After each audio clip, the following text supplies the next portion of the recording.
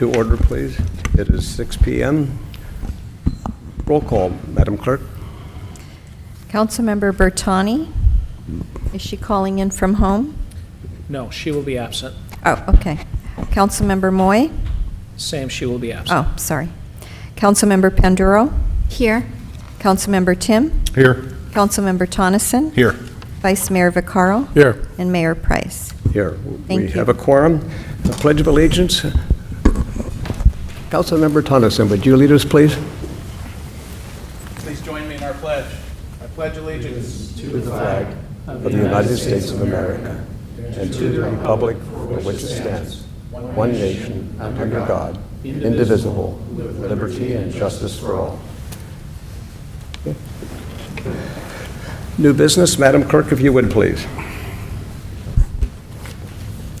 Discussion and direction of the City Council of the City of Fairfield on the allocation of remaining American Rescue Plan Act of 2021 funds in the amount of $9,805,577. And our presenter is our Director of Finance, Emily Combs.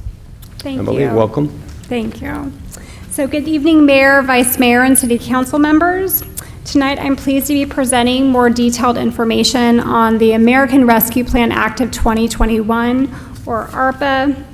As you all know, David Gasway, our Assistant City Manager, including myself, met with each of you individually to get an idea of potential projects and what your priorities were. And we took those and have come up with a summary of that feedback as well as some areas of focus. So first, I just want to cover some basic information. So far, we still just have interim final guidelines, which were issued on May 10th.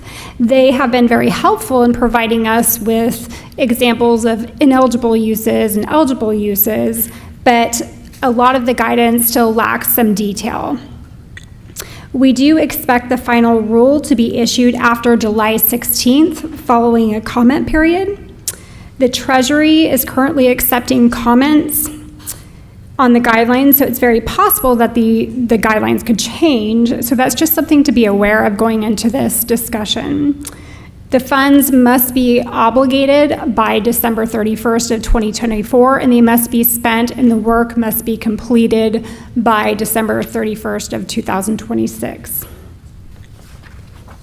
So to quickly summarize allowable uses, ARPA can be used to support households, small businesses, and nonprofits. The next category, which is revenue replacement for the provision of government services, can pretty much be used to support the cost of government operations, or even capital projects or infrastructure projects that aren't water, sewer, and broadband infrastructure. And I'll go into that in a little more detail later on. I do want to point out that the broadband provisions in the interim rule are pretty specific. So that's somewhere where we do have some detail.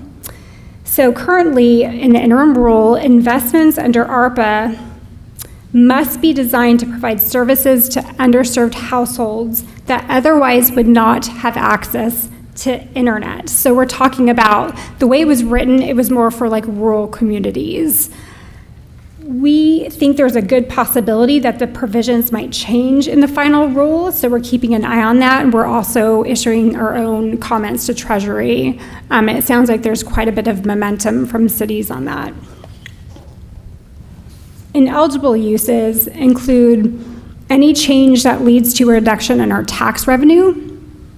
We cannot purchase property that isn't for affordable housing, and we can't pay down debt, and we can't pay down our pension liability, and we can't put it into any rainy day funds like a pension trust of some sort. And I mentioned this earlier, but general infrastructure costs under ARPA, such as like road improvements, are actually ineligible unless the city can demonstrate revenue loss. So in meeting with you all, we came up with some areas of consensus. These are basically the common themes that we heard throughout the series of meetings. You'll see leveraging resources is at the top of the list, and that's because it was the consideration that we heard the most. We use this as our framework in reviewing potential projects, but also, and you'll see this, we attempted to put the projects, the specific projects that were mentioned, in a list from top priority to lower priority, just based on using this framework. So first, we'd like to leverage our resources. So looking for projects where we can achieve a return on our investment, or ROI. We'd like to avoid duplication of services. So for example, the topics of rental and utility assistance came up several times. However, these are programs that the state has budgeted for, and in addition, the county has allocated, I think it's about $13 million in funds for rental assistance for our residents. And finally, we want to minimize expenses that have or could have in the future alternate funding sources. So taking it a step further, we came up with 3 categories of spending based off of your feedback. That was infrastructure, assistance to households, and then revenue replacement, which was basically the catch-all. So first up is infrastructure. An eligible project that we believe would have a significant ROI is the Heart of Fairfield West Texas Street Sewer Relief Project. The current sewer infrastructure in our downtown is very old, and it lacks capacity to support any redevelopment in the downtown area. Since the city is about to begin a significant roadway improvement project in that location, this provides us with an opportunity to get in there and replace that sewer with more capacity, since we'll be ripping up the roads anyways. If we don't do this project, which is currently unfunded, we may end up spending a lot more money in the future. And you may remember from the last presentation, and it's in the staff report, the cost is about $3.1 million. Another project that would be eligible would be updating our central utility plant. Our cogen, as you know, provides power to our campus, including police and dispatch. When the cogen goes down, which is quite often, we need to rely on PG&E, which is never a good thing, because as we know, PG&E has become increasingly unreliable. So although it would be a hefty investment, I believe right now we have about $4 million programmed in our capital improvement program for the cogen. It would provide relief to our general fund and provide continuity or ensure continuity of service to our community. So finally, IT infrastructure is another area that is in desperate need of investment. Our network operations center is located in our police department. We need to relocate it to allow for the police expansion project, but we also need to do it, relocate it to keep it protected. The roof, as an example, the roof that houses all of our infrastructure are, what are they called? Thank you, servers. The roof above it actually leaks. So I'll leave it at that. I don't know what happened to my presentation. Here we go. Assistance to households is another area that was mentioned several times. The list you see here, they are all eligible expenses under ARPA, and they're listed in priority order based off of that framework that I described earlier. So offering student support services was something we heard a lot. That would mean a variety of things, and I won't list them or I won't read them out on the screen there. But if council so chooses, we would work with our partner agencies like the school district to identify some program options. Subsidized childcare also came up as a priority. Internet access also came up, and this would be separate from the broadband project.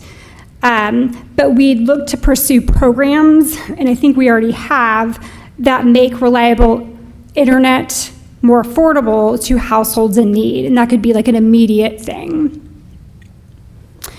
And then food assistance was also high on the list, along with all of the items you see below, such as homelessness and affordable housing. So as mentioned earlier, one of the more flexible spending categories under ARPA is revenue replacement for the provision of government services. Basically, if an agency can demonstrate revenue loss, that the amount of the loss can be used on anything that provides a direct service to the public. Based on preliminary calculations, we estimate our loss to be around 20 million. And I know that sounds like a lot, but the calculation is done across all government funds and backing out certain things like transfers and federal funding. But right now we are pretty confident that our loss is about 20 million, which is actually equal to the amount, almost equal to the amount that we're receiving in ARPA funds. So these ARPA funds can potentially be used to cover some of the items you see on this list, or maybe some items that you have in mind since our conversations. They can also cover public safety services, wildfire prevention, which was one of our original proposals back in April. And then as well as some technology that promotes disaster preparedness. And I just kind of listed a couple projects that we have in our current capital improvement program that could be paid for out of ARPA that could thereby free up general fund sources. So that concludes the presentation. And with that, staff is kind of hoping to receive some direction on perhaps some specific projects, maybe that were mentioned today or not mentioned today. And we do have a lot of staff. I think we have representation from every department if you have questions about specific projects. Thank you, Emily.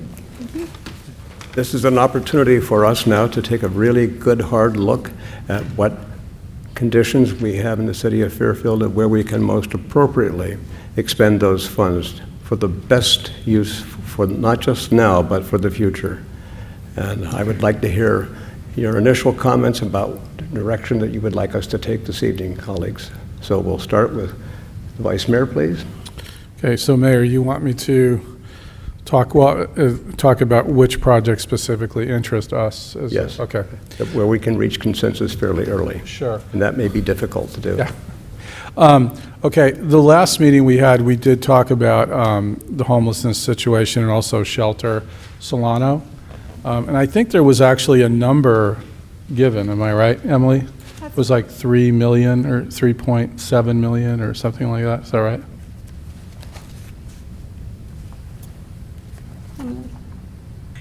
Yes, it was 3 million. It was a rough estimate. You know, and looking at the needs there, but also the fact that the governor is going to release funds, $26 billion towards homelessness, which of course that doesn't guarantee we're going to get it, but we still have a chance to get some.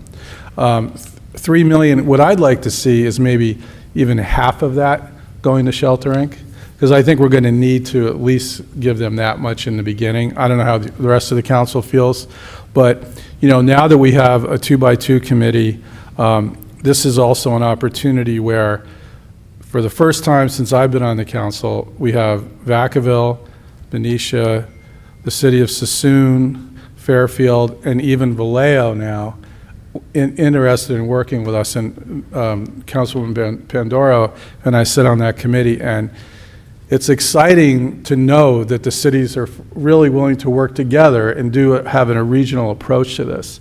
And we have some, you know, fresh opinions with, you know, people like Doris and other people from other cities that are new on the council. So that's what I would like to see. I know we said, you know, 3 million number was brought up. I knew there was some discussion, maybe that's a lot, or, but I would be willing to do at least half of that, or, yeah. I don't know how the rest, Doris, I don't know how you feel about that, because since we both sit on the committee, but I'll turn it over to her. Okay. Thank Councilman you. Panduro, please. Thank you, Mayor and Councilmember Vaccaro. I also agree that, you know, being on this 2x2 we're going to make a big impact in our community for the homelessness, the homeless population in, not just in Fairfield, but in Solano County. And so being able to appropriate some of these funds to Shelter Inc. to move that movement forward. I think, for a while now, for a long time, our cities have been working in silos and in not connection with the county, and this is a great opportunity to be able to work together and move it forward. So I would be in support of half of for homelessness. But also, besides the cities, also now the county is stepping up, which is, a big change, because as everybody knows, the relationship hasn't always been there, but now that they're willing to actually step up and meet with us, I think is a big change. So that would be my, as far as looking at the money. The other thing, of course, that I support is, any support we can give the schools, but I also know that the school districts are going to be getting money from the state, which is really important to know. But if we do have some money, I would be okay with that. And of course, affordable housing. I think that's something that we all know is needed in the city of Fairfield. So. Colleagues, any other comments? Councilman Tim? Thank you, Mayor. I understand what the Vice Mayor is saying and Doris. I'm more concerned at this point with infrastructure, because what I'm looking forward to is when you talk about a return of investment, and let's take the downtown, the Heart of Fairfield plan, where if our laterals and our sewers down there will not accept or allow any expansion, and we know that we're going to expand, and then part of the idea is we're talking probably more high-density housing, 2-3-story, where our sewers actually can't support it. If you don't have the infrastructure to support the sewer, then nothing's going to get built. I don't have an issue with Shelter Inc. if it's for a navigation type center. I want to make sure, though, that we talk about a return of investment, that we're actually moving people off the street and we're just not throwing it down. And I don't want to say a black hole, but we've been on the council long enough to know the money just keeps flowing out and flowing out. And it's very, very difficult to, except for the last year, probably show progress. And I understand that is expensive. As far as schools, I don't know how much the schools are going to receive, but I know that 50% basically of the state budget goes to schools. And I would like to have a discussion before I would make a judgment with the school district, because I know they're probably thinking the same thing, how can we use it? I do agree with Wi-Fi, and that's a return on investment, and I know it's different than our fiber optics. Anything we could do to where, if the schools purchase the Chromebooks and you don't have Wi-Fi in the neighborhood, it does no good. So I'm very interested in Wi-Fi to the neighborhoods, but I'm infrastructure kind of guy. It would be easy to pay a lot of other things that are on the list, but if we came back in 5 years or 10 years, that money would be gone, and I don't know where we would be. And then, Emily, you talked about don't fund things that we have funding for. Is this a wish list of funding, or are these under the capital improvement projects that there is funding identified for anything on this list? Do you know? Specific to the capital projects that I mentioned, there were some IT ones that are funded. The cogen we do have funded as part of our capital improvement program, but it's funded essentially out of general fund dollars. So I guess I was coming up with items that could help relieve the general fund, and that would be under the revenue replacement category that we would use those funds. Do you know if we have funding for the lateral project for the sewers in the Heart of Fairfield plan? No, not that I'm aware of. And Paul, if he's around, or He's shaking his head could no. talk about the laterals, because we did have a discussion, and I know that got brought up in our meeting. So if That's you, about 3 million. Paul, 3 million? yeah. I'm obviously very, very interested in that. I'll let somebody else talk while I get some more thoughts. Councilman Tonneson, please. Thank you, Emily. That was a good presentation. I agree with my colleagues on the Shelter Inc. and the infrastructure. So for the downtown, the sewers and stuff, are we at capacity, or are we approaching capacity now? And when will we need to, because I'm for the sewers, but when will we reach capacity, and what would you anticipate finishing something like that? Sorry, Emily, but Paul needs to come up. I'm not a sewer expert. I'm going to bring up Paul Kashal, our Public Works Director. Thank you. Good evening, Council. Paul Koschel, Public Works. So for the sewer infrastructure project, Councilmember Tim, to answer your question, it is approximately $3.1 million we're anticipating for that project. So actually, the capacity issue came to light as part of a development project coming into the city for review.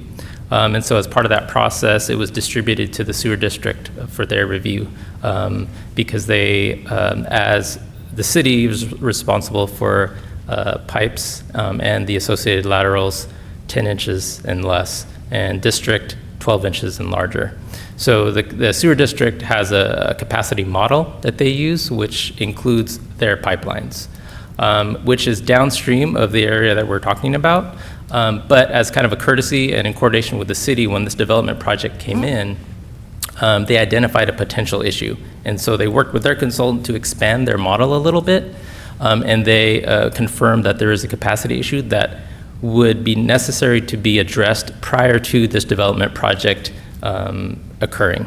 And so really any development project which increases kind of the densification in that area between, say, along West Texas from 5th Street, which is right around Allen Witt, all the way to Pennsylvania, needs this capacity project to support any of those projects. Okay, thank you.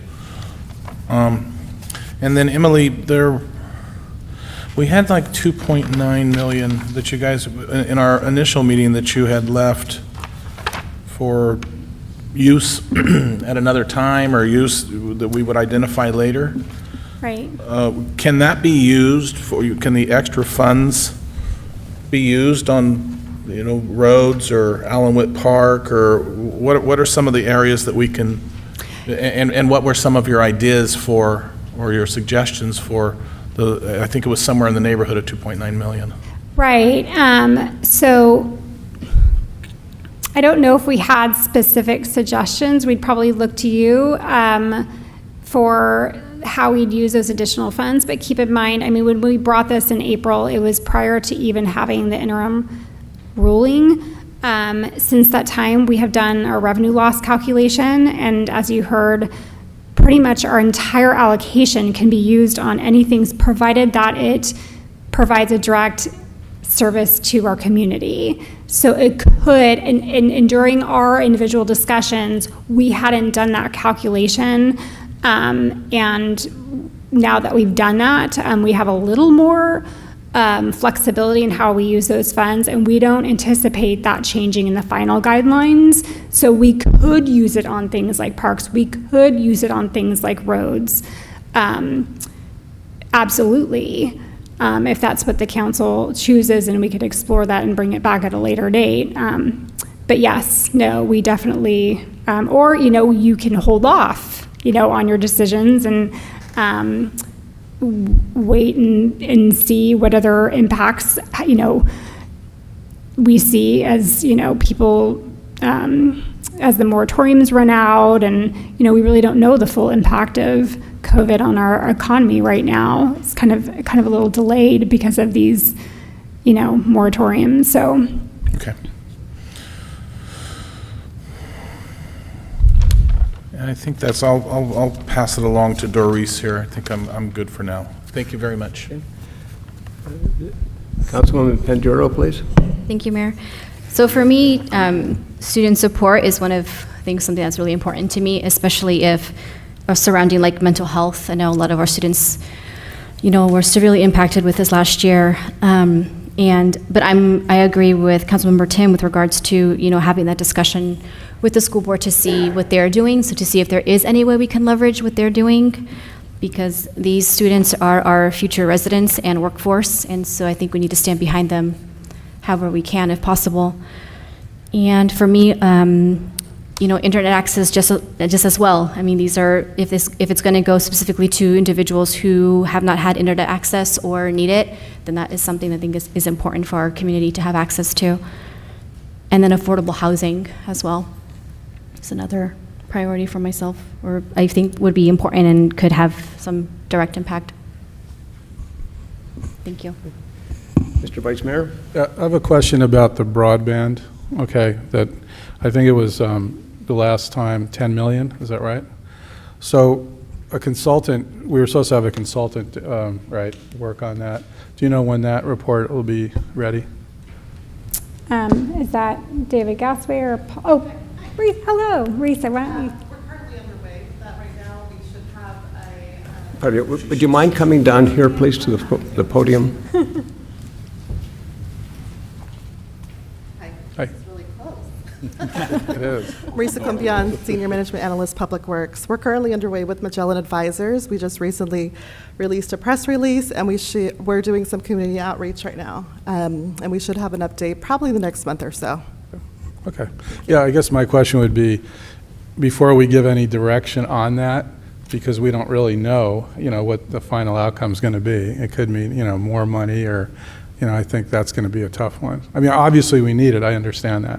But before we get more information, we can give direction, I guess, saying, yeah, this is what we want to look into. I don't know how my other colleagues feel. But until we get the final, recommendation or whatever you think it is going to be, so. So our intention is to reach out to some of our community partners. We've had some meetings with the Workforce Development Board, the county, also have some meetings lined up with Travis Air Force Base, and just trying to get a general sense of what type of potential partnerships we could have under this effort. But we intend to bring back to council a actual cost analysis and some options, but that's at least a couple more months out. Right. Yeah, I guess I would like to see what the return would be with the 10 million. And that's, to me, that's important, because that's a big chunk. That is the intent here. There's going to be a lot of discussion on broadband as well as some of these other issues, even if the council gives direction to the staff to bring back at your next meeting this item and this item that you want to allocate money. Before checks are written out, even after that happens, there's quite a bit of discussion that'll happen, whether it's for homelessness or a sewer project or whatever. So this money won't be spent right away. It's just sort of placed on the shelf there as a placeholder, and then there's a lot of additional discussion. So for example, when we talk about the school and education and children, some money can be put on the shelf there. That gives us some leverage as we sit down with the school district or the county or some other people to start talking about those partnerships. And we have the ability to put some skin in that game and kind of bring them to the table, even though these are areas that are traditionally, the school should be handling those things. Well, we can go in and maybe encourage some kind of a partnership between us and the school district to move that forward. Having some money set aside for that helps. Okay, gotcha. Any further Councilman questions for me? Oh, I'm sorry, go ahead. Any further questions for me? Okay, thank you. Thank you. Councilman Tim, please. Thank you. And this is to the city manager. One of the things I didn't think about, we're talking about allocating, we were talking about 1.5 to Shelter Inc. Do you guys on the 2x2 know if other cities are talking about giving us money? We're actually working on that right now. I mean, I can't give you a definite, but, to me, I think that what Shelter Solana would be the hub, basically, of the regional homelessness, okay? Our whole approach to regional homelessness. And we knew, as a city, and the other cities know, that if we don't attack it regionally, then it's not going to work. So I think we are working on that, to tell you. I don't know how much, but Okay, because, I'm not sure what. and that's a good answer, and I'm glad Stefan said that, we're not writing a check when we leave the dais tonight. You have the money earmarked, if you want to use that term instead, Right. so that it's there for you. And again, as we sit down with these other partners that we're developing this terrific, and Councilmember Pandora and Councilmember Vaccaro have worked, or Vice Mayor Vaccaro worked very hard on this partnership on the 2x2. Now we've got some money set aside, so as we're sitting there talking with them, we can say, hey, Right. we've got $1.5 million here that we're ready to put into the game here. How about the rest of you? And it helps out. Right, because what I was going to say was, we make a list, or at least I would, is the things that we're talking about where we have possible partners, is that, okay, I'll show you mine, you show me yours, especially with the school district.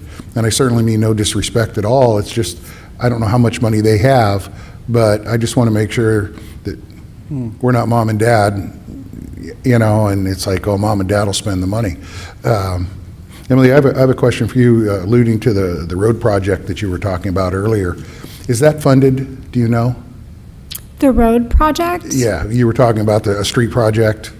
Is Which street project are you referring to? Are you talking the West Texas or the North Texas? yeah, the West Texas. Yes. The actual street That's funded. project. Is Yes. Correct. Yes, that That is is- absolutely funded. Yeah. that is funded? Yes. Okay, because one of the things that I'm looking for, and when I talk about a return on investment, whether it's children's education, broadband, Wi-Fi, is that something tangible in 4, 5, 10 years we can point to, this happened because of this, because of this, because of this, and whether we're the ones that start the small little campfire, you know, and it grows from there. But, and I would tell my colleagues, this is what I'm looking for, is something that will help us grow and expand, and not only business-wise, but especially youth-wise and homelessness-wise. But understand, $9 million sounds like a lot of money, but It goes quick. it can go very, very quickly. And just to be clear, the street project is funded. What's not funded is the sewer expansion underneath the street. And so, And that's in the West Texas, down at Fifth Street area. right, and so what happens is you go through there and put in this new road, and then if you don't do that project now, you're gonna come in and tear up that new road to put in the sewer system later on, and that's just, it doesn't make a lot of sense. It's part of our one dig policy, right? What's that? Part of our one dig policy? Yeah. Okay. All right, Mayor, thank you, sir. Councilwoman Panduro, please. I just had one, I forgot to mention one thing. I would be interested in knowing what the county is spending their money, their funds on, their allocation on, to see, because I had talked about this when we met in regards to, as part of leveraging and enhancing what's being done, is there anything, any projects that we can collaborate with the county on? You know, what are they doing with, I know they have been meeting and talking about what they're working on, but I would be interested to see if there was anything that maybe we can collaborate or partner with them on. From what I can tell, just reviewing the last 2 Board of Supervisors meetings, I don't think that they have anything specific yet. Not as of, I think their last meeting on it was around the 25th or so. So no, there is nothing, just still themes and concepts still, so. Go ahead. Yeah, and But we are also, paying attention. Vice Mayor, go ahead, please. and so Councilman Tim, yeah, so another, what I forgot to also, what I think I mentioned earlier was, we are working the 2x2 really hard with the county, okay, to try to leverage some funding from the county. And they've finally have come to the, I shouldn't say come to the table, but they're getting to the table on this, because they are going to have some funds. And, you know, that's going to be really critical, not only funding, but services. So, you know, we are developing that partnership with the county, which has not been there before. So, you know, that should help with the funding. No, it does. It answers, and also one of the things too is that, you know, we don't use one-time money for ongoing expenses, because we all know what happens then. And so this is a big part of probably the 2x2, especially when you mention services, you know, mental health and case management. Is what happens when the money runs out, so. Keep in mind also, as we talk about homeless services and money towards Shelter Inc., there is a possibility, we don't know, we've got all of this money that's coming in from the state for homeless stuff. We don't know if we're going to get any of that or how much. It's possible that there'll be an infusion of money coming from there that we can put towards this. So again, that's a place where maybe you've got some of this earmarked, other money comes in before you've spent this. Maybe you say, okay, let's replace that and use that somewhere else now. So there's opportunities. A lot is developing here with this. And when is this infusion, when are we supposed to know? Any idea? Is there oftentimes it's hurry up and wait. Glacial speed. We watch, we talk, we stay in touch, and little bits and pieces of information come in here and there, so. All right, fair enough. All right, thank you. Let me share a couple of observations about affordable housing. I had a very productive meeting with the Reverend Dr. David Isom, St. Stephen's Church, and they have all that vacant land over there that they own. And he is talking to some developers about affordable housing. And the plan at this point would entail they're building some 55 affordable housing units on that land. And that's the kind of initiative that I think we should reach out for other agencies, other groups, and try to get them to do similar kinds of things, as well as the development community in general. There's an opportunity here for us to leverage every dime we have with somebody else to make certain that we accomplish some realistic goals in the short term, but goals that are going to endure for a long time. And this is just the beginning, so be open-minded. Don't foreclose anything yet. Councilman Tim, please. And I have a request. I know staff writes neutral reports, but I'm also curious to hear what the people that actually do this night and day and night, think about this. And it's not, I'm not going to put anybody on the spot now, you don't have to come up, but what does staff think about? You know, like the cogen plant. Do we have money for that? Yes. But if we spend the money for that, we can't do this or we can't do that.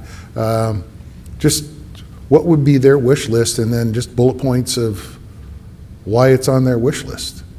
Does that make sense? I guess this is to the city manager. Yeah, we provided some suggestions in that first meeting, and I think that was, I don't know if it's a wish list, but it's certainly a, hey, here's some areas that in our look, where from our perspective, are pretty big and important. I would say probably the 3.1 million or whatever it's going to be for the sewer project, we find that to be something on our list that we think would be important and a great expenditure. And there's some other things there that we've identified as well, but we hesitate to go much further than being very neutral and saying, look, here are some areas, here's some options, here's our analysis, here it is, and then we need to, frankly, kind of get out of the way a little bit and let the council make that decision, since it's really on your shoulders. Yeah, but the list that you got the very first time, that's a pretty good idea of where our mindset was. Okay, and as you probably very well know, it's not a surprise to anybody, but you know, when this was announced, of course, we all as council members get bombarded by various groups and, hey, we need the money for this, we need the money for that. And that is not neutral. I mean, these are people advocating for themselves for money. And I'm curious, and they're professionals in what they do. And I remember specifically we talked about, you know, the sewer project and things. But I wouldn't be adverse to a couple of bullet points. I mean, it doesn't, and then if we had questions about it, like there is no alternative funding, or we don't see any funding on the horizon, or we need this in order to make X, Y, Z happen. We can do that. We can put together kind of an analysis at each of these areas that will identify funded, unfunded, potential funding. You know, for example, I know there was something brought up on roads. Roads are, you know, there's a funding source for roads. Is it enough? It's never enough. You know, I'd like to quadruple the amount or even more, and I'm sure Paul would too. But you're right, this is a one-time infusion of cash. And there are other funding sources. And can you put the money in roads? You can by going through the justification of lost revenues, I suppose, and saying that because of lost revenues, we would have put this amount in roads, but now we're not. But, you know, a lot of that road money, do we take a hit on road money, on revenues that come in for roads, identified monies for roads with the pandemic?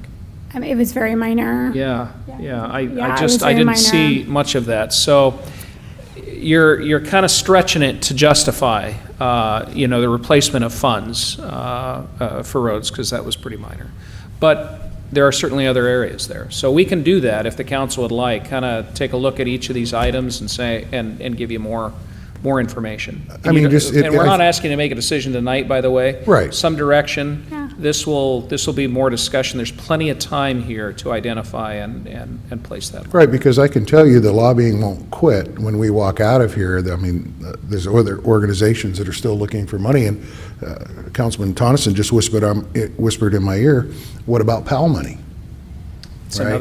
another area that, you know, we don't have a lot of funding identified for that. We've got some, and we're trying to figure out alternative PAL sites now because we're going to need to move, and so that's another area. And that's obviously, we know the benefit that PAL has given the city and ongoing, but again, that's just something else for us to look at. Yeah. But we don't have any hard facts. I mean, we didn't get the $8 million grant, obviously, at 2030 North Texas, so, but Scott, that was a good point. So that's what I'm looking for, and we don't really have a drop-dead date, correct, on this? I mean, we can talk. There's several years out. Yeah. Yeah, so there's time to be thoughtful and methodical on this, so I think it's 2024 is when we need to allocate it and spend it by 26. So you Okay. got time.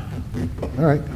There might be some whole different people sitting up here. But there are some projects that, obviously like the sewer project and some others, those things will come up sooner than later. So those are things that we'd like to kind of identify if you want to go in that direction. In the not too distant future, those are some expenditures that we could move forward with. What's the timeline on that project? If we do the sewer project, when are we looking at writing checks out for that? So we're actually ready to move forward with the design for the utility projects there. So I think we have the draft staff report already kind of teed up for one of your upcoming council meetings. So we'll be looking for, for your consideration pretty soon.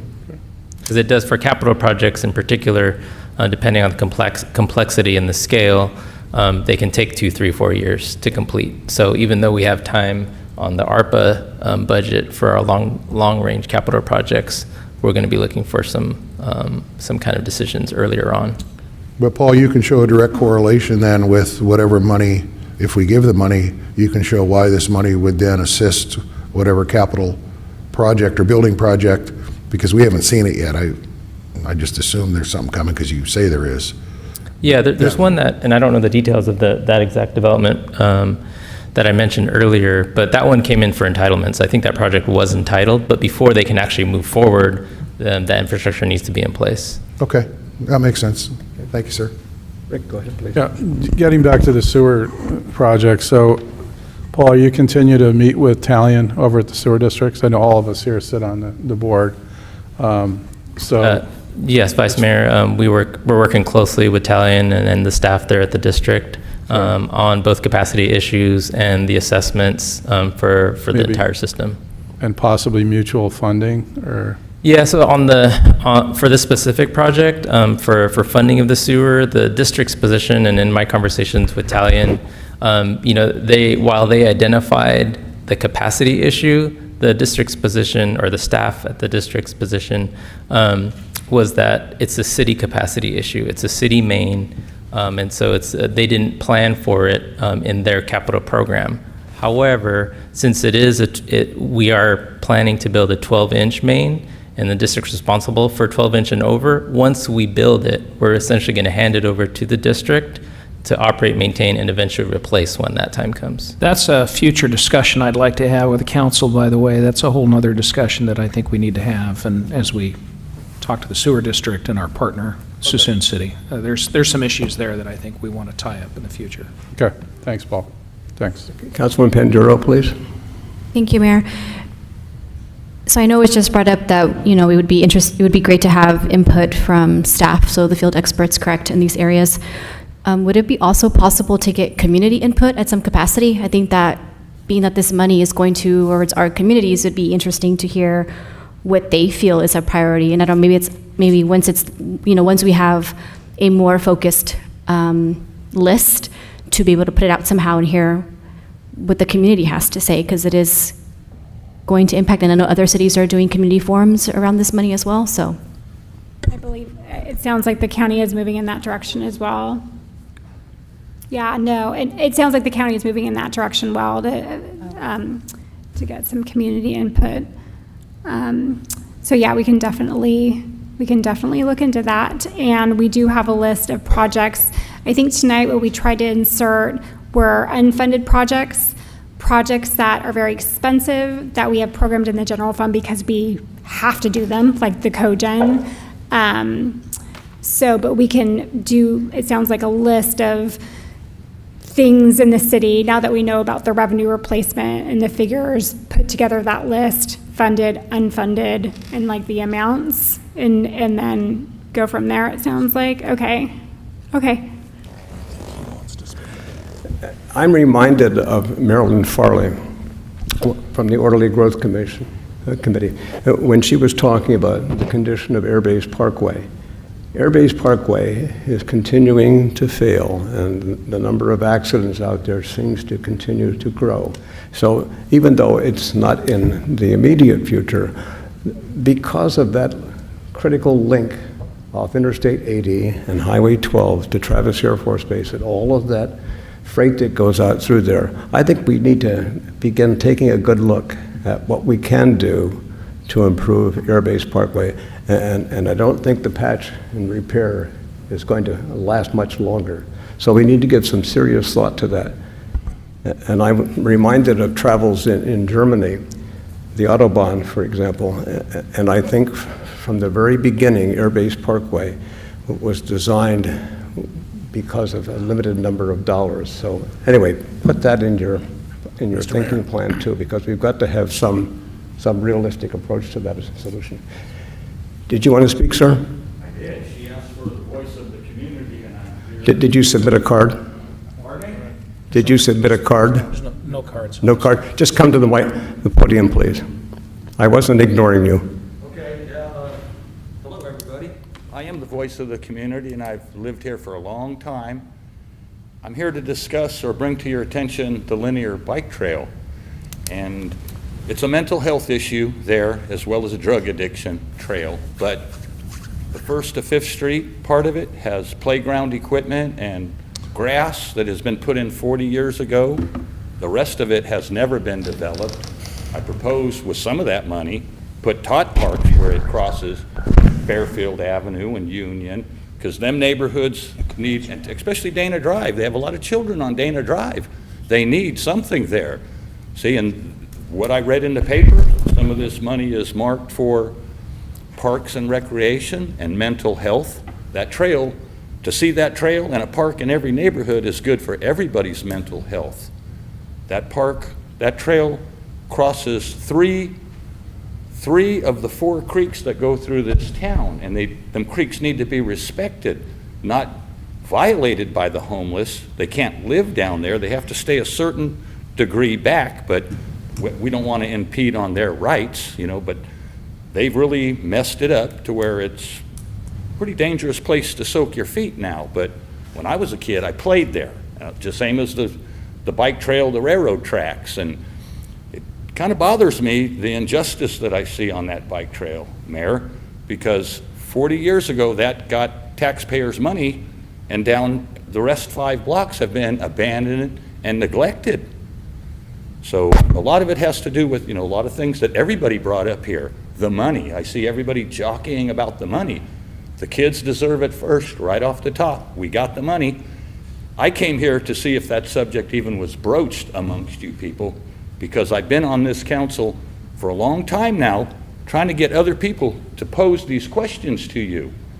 I never know if they ever even get posed to you. So I came here to witness, and I've kind of watched you guys jockey around about this money, but I'm here to stick up for the children of our community, and I'm really disappointed because from the Armory to the college, that's a bike trail that used to go for the college. That's what it was designed for. It's been abandoned.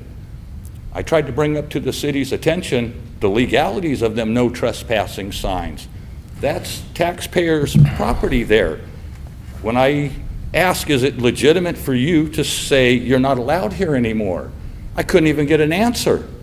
Couldn't even pose the question to you. So I'm glad everybody's here now, and I'm not coming here hostile, but I don't really want that ignored anymore over there.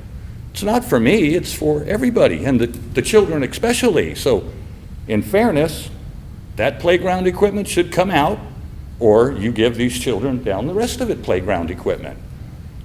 Fair? Absolutely. And, you know, I would never go take that playground equipment from no kid or nothing, but that's what I got to say, everybody. Well, before you... I hope everybody had a good 4th of July. We got a lot to be happy for as Americans. Before you leave, let me just share a quick comment with you.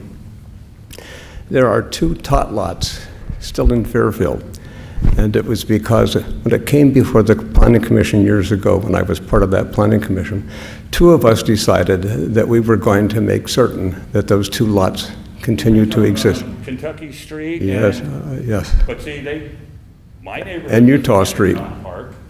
You know, my Monte Vista neighborhood doesn't have it. At one time, the schools kind of covered that. You were allowed to play at the school where we had Little League and everything that came there. But now the schools are locked down, so the neighborhoods that were depending on that, that's changed because parks and recreations are different funding. And I hear how this man jockeying for money. I heard how you're going to squeeze it for every penny. And that's how you guys, I guess that's what you get paid to do. But I love, as an old man, I love to see the children play, and life wouldn't be right without happy kids. And it starts there. You know what I mean? I understand completely. And what is your name again, sir? I'm just a good citizen and I want to remain anonymous. Okay, well, good citizen. I'm going to refer to you as Mr. A. Played on that railroad track, on the bike trail when it was a railroad track. Most of the streets you talked about, I went to school with you. Did you go to school this, David Ware? Yes. Yeah, I took you last night. No. You look a lot different, I never recognized you. But most of these towns, the place on Texas Street you're talking about had gravel parking lots, and there was ditches along both sides of the road when I was a kid. And the preservation of the creeks is really important. It really is. And I don't want to bully the homeless. I want you to tell them they are welcome here as well as anybody else. They just can't leave a big mess. I understand their mess. We have to have a hazmat team pick it up, and it's very pricey. But we can't violate their rights, and we have to keep them welcome. No spotlighting the homeless people on the bike trail by the police. The police are there to look out after them. They need to feel safe by the police, not harassed. Okay, Mayor. So, Thank you. peace out, everybody. Thank you. Mr. Mayor. Councilman Tim, you had a comment? I'll do a comment. Okay, Scott, go ahead. On that topic, we did get that message, and we did drive the linear trail. And I think that's something for a discussion later. But I did want to ask a question, Emily. If we were to tonight choose everything, say this is what we're going to do, when are the funds available? I mean, I know we're not going to do that, but I'm just curious, when are the funds available? We have until '24. Is that when we have access to the funds, or are the funds there? You've already received your first tranche of about 10 million, so that would be available right now, and then we're going to receive the last tranche in probably about 10 or 11 months. Oh, okay. So, but you can commit up to the full amount. No, that's good. But we've, FYI, we've received the first tranche, the first half. Thank you. Councilman Tim, please. Yeah, I wish we had had the gentleman's name, because if you get an email, you can put a face and a name. But I'm concerned, and I certainly understand what Councilwoman Panduro was talking about is community input, but what I'm afraid of, seriously, is that we will have 3-hour meetings, and we will have 8 or 9 of them, because everybody will make a good point why they deserve or need the money. And I don't have an issue with that. But understanding $9 million, a roadway, Capitola was rebuilt, correct? $2 million? Go with me on it. It's probably pretty close, because that roadway had failed. Air Base Parkway. Yeah, we try to patch it because it's a truck route for Travis Air Force Base. But we could suck up $9 million in a blink of an eye. And if it's one project, and if it's critical, I mean, if it's mission critical, then it deserves to be spent. But if we could parcel it out, and we've used the word leverage. Mayor, you said that, the Vice Mayor, everybody said it, leverage, leverage, leverage. Where how can we make our city better in a year, 2 years, 5 years based on this money? Because once this money's gone, it's kind of like selling your house and you're rich for a little bit, and then that money's gone, it doesn't come back. And then what Councilwoman Panduro said, or you said too, when the governor's moratorium ends, and what happens when all of a sudden people start getting evicted? I mean, that could be crucial.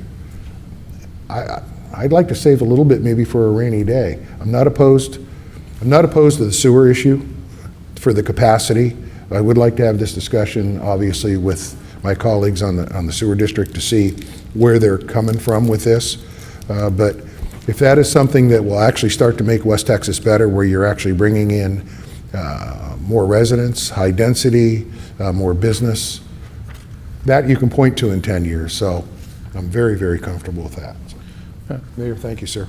Thank you.